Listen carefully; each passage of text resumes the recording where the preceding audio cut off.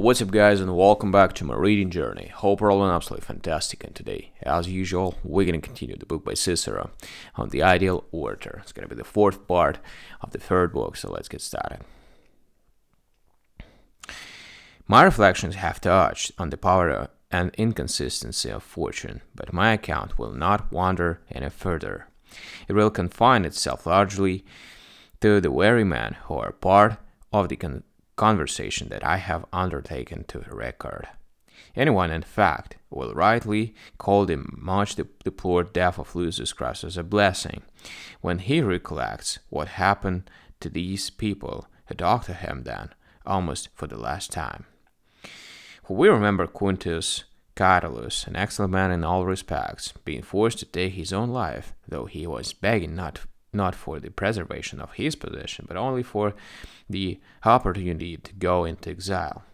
As for Marcus Antonius, it was on the same rostra, whereas as consul he had so steadfastly defended the state, and which, as censor, he had decorated with his generous share of booty, that his head was placed.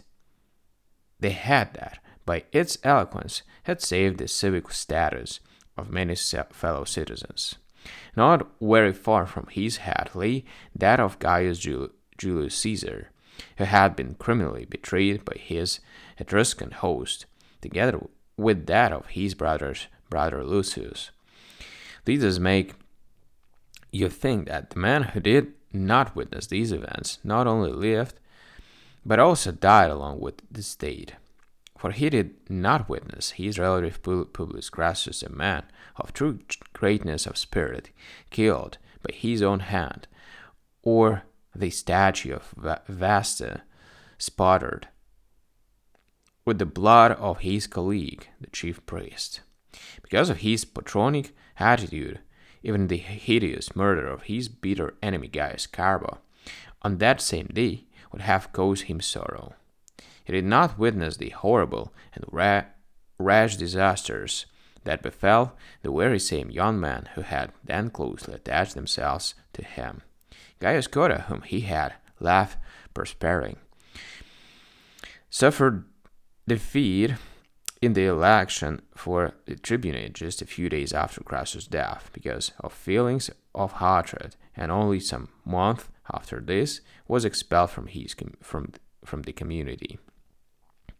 Sulpicius, having also been involved in the mutual hatred that had flared up, set out in his tribunate to rob of all their dignity and prestige those with whom he had lived on the closest terms as a private citizen. Just as he was beginning to win the highest renown for his eloquence, he had his life snatched away from him by the sword and paid the penalty for his rashness, not without great harm to the state.